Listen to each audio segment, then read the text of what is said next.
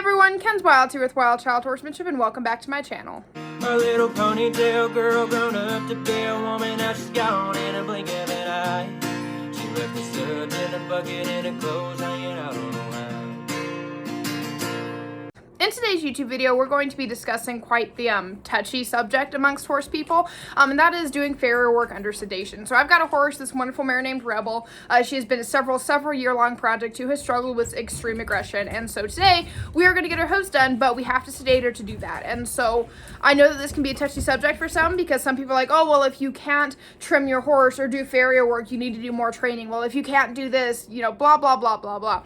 But I'm going to bring to you guys more of a scientific approach and explain to you why there can actually be benefits of sedating a horse to do their hooves.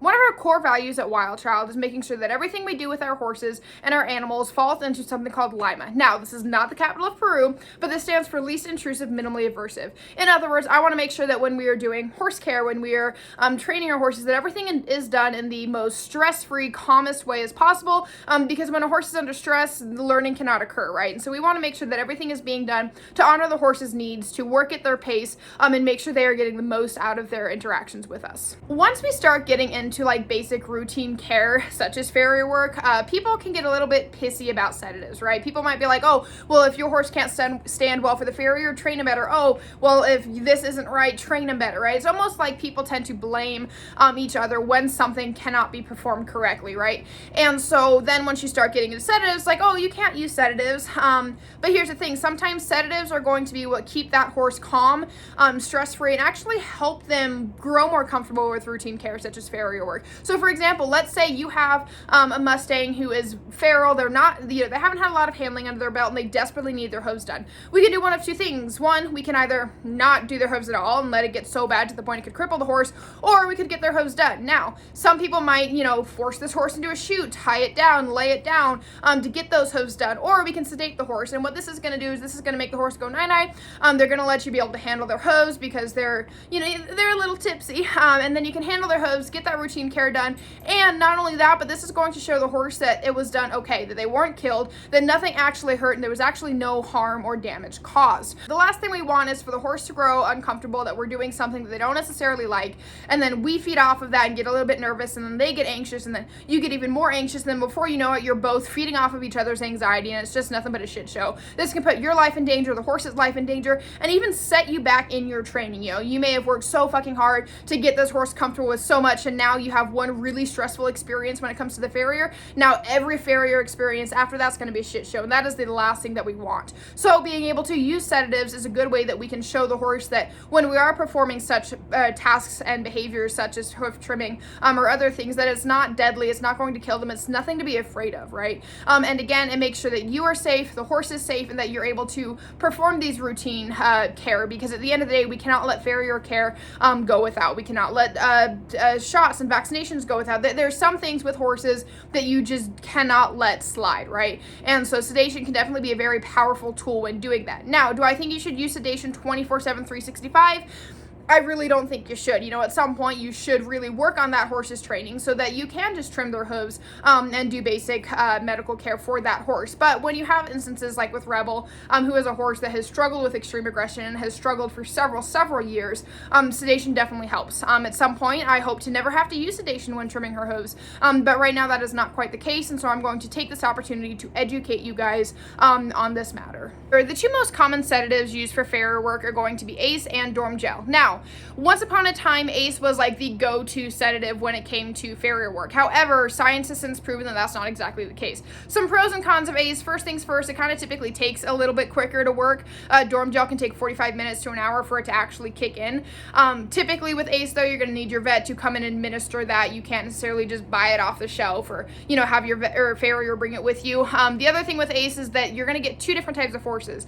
Once your horse is on ACE, they're either going to be super calm and droopy, or they're going to be super explosive and reactive. You really never know which horse you're going to get. I used to trim horses when I was in my internship to become a farrier, and I worked with a few horses under Ace, and I would like to say I would never fucking do it again, just because you never know what horse you're going to get, and the last thing you want to do is be in such a vulnerable position underneath the horse trying to trim their hooves when this horse is like exploding. So that's where Ace can not necessarily be as beneficial. Again, once upon a time, it used to be a sedative that we used a lot when it came to farrier work. Now, not so much. Some pros and cons of Dorm Gel. Typically, it is a little bit easier for you to get your hands on Dorm Gel yourself. You're not necessarily going to need a vet prescription, and some farriers even carry Dorm Gel. It kind of just depends. As mentioned, though, it can take 45 minutes to an hour for it to actually kick in, so it can kind of be a little bit of a waiting game. The other thing to keep in mind as well is that you have to get it underneath the horse's tongue. You don't want them to swallow it. You want to try and get it underneath their tongue, on their gums and stuff like that. Otherwise, it may not have the exact same effect. Horses can also fight Dorm Gel, but they can also fight other sedatives as well. But personally, I like Dorm Gel because it kind of just makes the horse like pass the fuck out, get a little bit tipsy, and it's a lot easier to work under a horse that has had Dorm Gel compared to a horse that has had Ace. And again, that is just personal experience, as well as looking at the science of the chemicals and what it does to the horse. With Rebel today, we're going to be using dermosudin, otherwise known as Dorm Gel. An important thing to remember about certain types of sedation is that horses can have the ability to fight it, right? So if you give this horse sedation and they're under an extreme amount of stress already, what this is going to do is this is going to cause their body to be like, wait, we're in survival mode. We cannot handle this how I should be handling, and they can fight it. So it doesn't have the effect that we want on it, right? One way that I have prevented Rebel from fighting her sedation, so I've got this wonderful extra pen right here, and this pen has served many, many uses for me. But the reason why this pen is here is so that I can sedate her in that pen. She's going to be secluded from the rest of them, not have access to forage, so she's not going to like choke because she is sedated. She's also right by her friends in her home pasture, so I'm not taking her somewhere else. So she's basically at home. There's just an extra fence, and that way she's going to feel a little bit more comfortable, and she's going to be a lot less likely to fight the sedation. So here is the actual tube of Dorm Gel.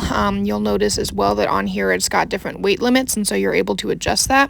A big thing to remember with Dorm Gel is that you want it to get underneath the tongue, right? You don't necessarily want the horse to swallow it, but you want to get it under their tongue. And so you'll see right here I do that. I hold her mouth so that she doesn't let it go. She gives us some smiles, and there we go. Now I'm just going to wait for the sedation to kick in. Okay. Now that we have administered the sedation, we're going to wait for it to kick in.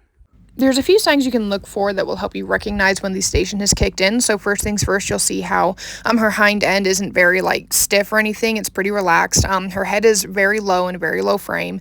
Her lip is droopy, and you can even see if you're really close that she's got drool as well. Her eyes are relaxed, her ears are relaxed, and so these are all signs that she's getting real sleepy. While we wait for the sedation to kick in, there's a few things that I want to point out to you guys, right? So first off, your laws might differ depending on where you are at, right? So for example, everything I'm talking about in this video is Arizona specific, okay? I remember I could be 12 years old, go up to my vet and be like, hey, I need 10 tubes of Dorm Gel, and I could get it right then and there. As I'm an adult, laws have kind of gotten a little bit more strict about that, and I can't quite do that. So thankfully, I live on site with a vet. But I also actually learned from a friend of mine who went to go and travel the U.S. to work on a variety of different horses and expand her farrier knowledge, that it is illegal in some states for a farrier to sedate a horse. And to me, when I first heard this, I was all, wow, really? That's fucking crazy, because it's something that I've been doing, something that I've been watching since I was a little child.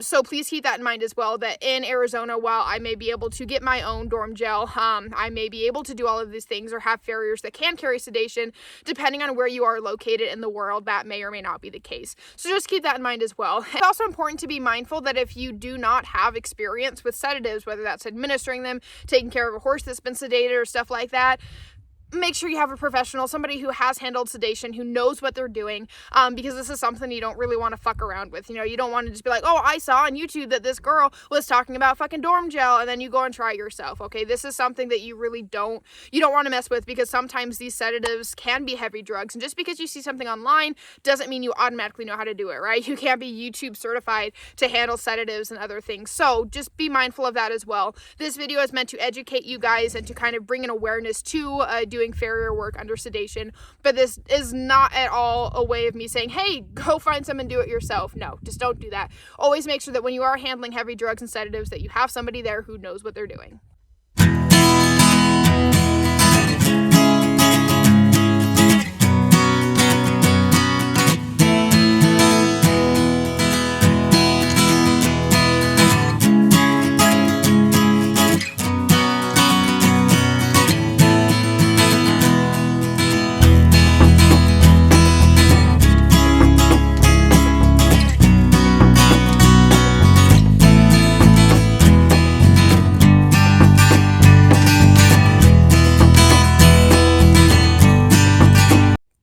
So I'm not dead, and Rebel did really, really, really, really fucking good, so I'm very proud of her.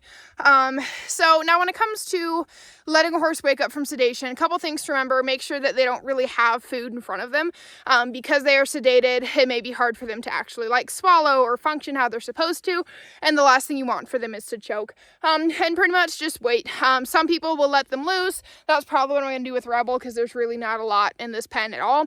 Other people will tie them up and wait for them to wake up from sedation. Ultimately, whatever works for you, just make sure that they have nothing in the area that they could potentially harm themselves on, because it will take time for them to wake up from sedation, and they'll still be under the influence for a little bit. So, with that being said, I hope you guys all enjoyed this YouTube video and were able to gain some knowledge from it. If you have any questions, comments, or concerns, please, please, please drop them in the comments. I'd love to see what I can do to help y'all, stuff like that. So, if you've not already, please hit the red subscribe button. Check us out on Facebook, Instagram, and podcasts available wherever you listen to podcasts.